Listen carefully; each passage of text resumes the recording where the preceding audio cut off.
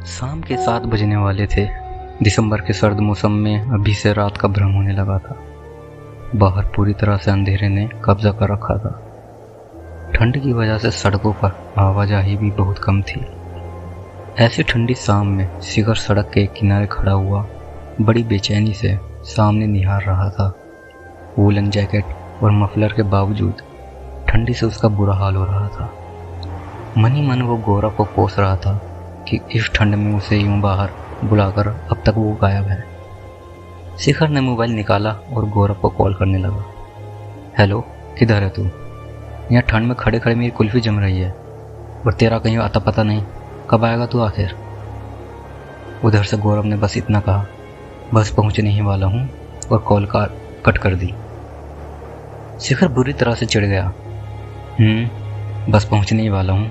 अरे डायलॉग तो पिछले 1 घंटे से सुन रहा हूँ मैं, पता नहीं कब तक आएगा ये। अच्छा खासा कॉफ़ी पीते हुए मैच देख रहा था मैं, तभी दूर से एक गाड़ी आती हुई दिखी। शिखर ध्यान से उधर देखने लगा। उसके पास आते ही वो गाड़ी, जो एक कैब थी, रुक गई। पिछला दरवाज़ा खुला और गौरव सीट पर बैठा हुआ दिखाई दिया। उसने जल्दी से शिखर को कैब में बैठने का इशारा किया। शिखर असमंजस में घिरा जाकर गौरव के पास बैठ गया और कैब फिर पूरी रफ्तार से चल पड़ी। शिखर ने गौरव से 1-2 बार पूछने की कोशिश की, पर उसने सिर्फ कहा, कुछ देर सब्र कर। शिखर उलझनों में घिरा अपनी उत्सुकता दबाए चुपचाप बैठा रहा, और उसके दिलो दिमाग में गंभीर उथल पुथल मच रही थी। वो कल रात की पार्टी के बारे में सोचने लगा, जो गौरव के ही फ्लैट पर हुई थी। गौरव की वाइफ अपनी बहन के घर गई हुई थी और गौरव ने बढ़िया मौका देखकर अपने सभी फ्रेंड्स को पार्टी के लिए इनवाइट किया। सूरज, राकेश, अखिल, विनय और समीरा, केतकी, नेहा, सभी फ्रेंड्स इस टेरेस पार्टी में शामिल थे। सब के सब पूरी रात एंजॉय करते रहे और सुबह सुबह 4 बजे सब अपने घर निकल गए। शिखर भी घर आकर सीधे बेडरूम में जाकर सो गया था। उसकी वाइफ मेघा भी अपनी बेटी को लेकर मायके गई हुई थी, इसलिए बिना रोक टोक वो दोपहर 2 बजे तक सोता ही रहा। फिर नहा धोकर जैसे ही नाश्ता करने लगा कि 4 बजे शाम को गौरव का कॉल आया। उसकी आवाज़ से लग रहा था कि वो बहुत परेशान है। उसने फ़ौरन शिखर को नज़दीकी बस स्टॉप पर पहुंचकर इंतज़ार करने के लिए कहा। जब शिखर ने गौरव को अपने घर आने के लिए कहा तो उसने इनकार कर दिया। नहीं, मैं कैब लेकर आ रहा हूँ, तो मुझे स्टॉप पर मिलना, ये कहकर मोबाइल बंद कर दिया। और शिखर इस कड़कड़ती ठंडी शाम में पिछले 2 घंटे से गौरव का वेट करता खड़ा था। शिखर ने ध्यान से गौरव को देखा तो लगा कि वो अंदर ही अंदर बहुत परेशान और कुछ सहमा हुआ सा लग रहा था। कोई आधे घंटे बाद कैब एक बिल्डिंग के आगे रुक गई। गौरव ने शिखर को इशारा किया और दोनों उतर पड़े कैब से। उसे पैसे देकर गौरव ने शिखर से कहा, आओ जल्दी करो, हमें 7th फ्लोर पर पहुंचना है, केतकी के फ्लैट में। शिखर एकदम चौंक गया। क्या? केतकी के फ्लैट में? पर हुआ क्या आखिर, ऐसा जो तूने इस तरह बुलाया मुझे? और एक कैब में कैसे आया तू? तेरी गाड़ी किधर है?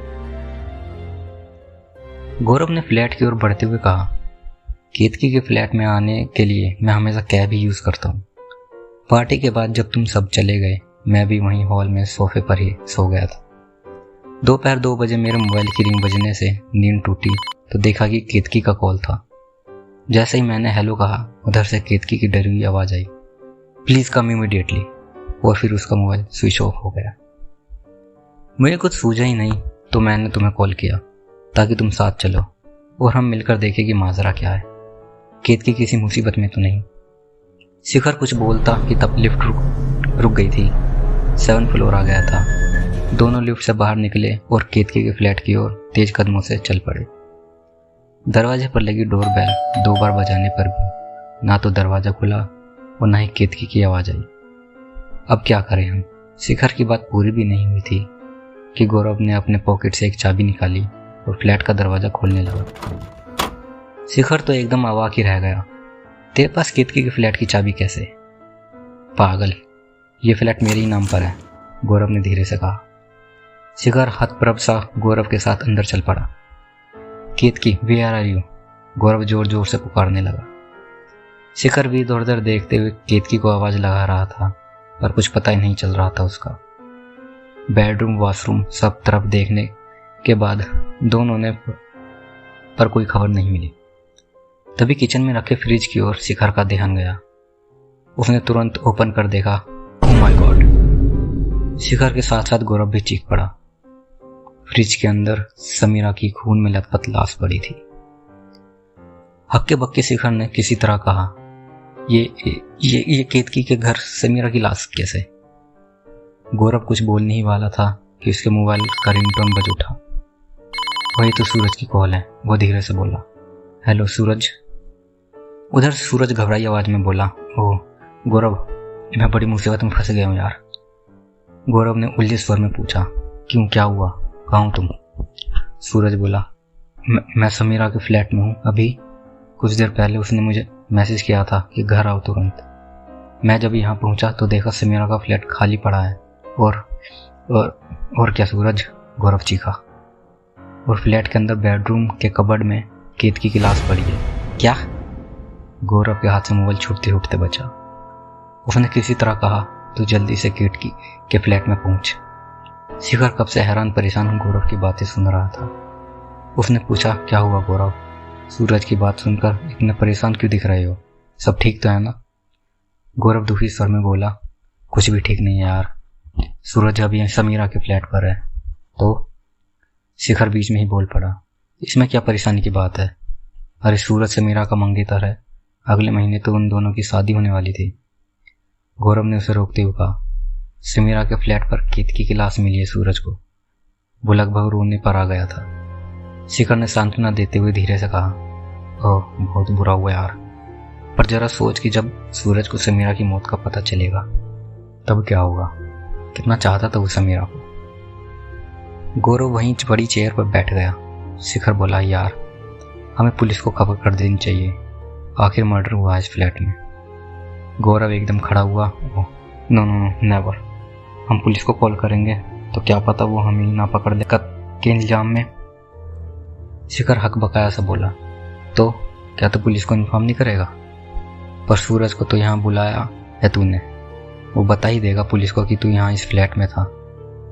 गौरव ने घूरते हुए कहा, हाँ यार ये तूने अच्छा याद दिलाया, मैं भी मना कर देता हूँ उसे यहाँ आने से।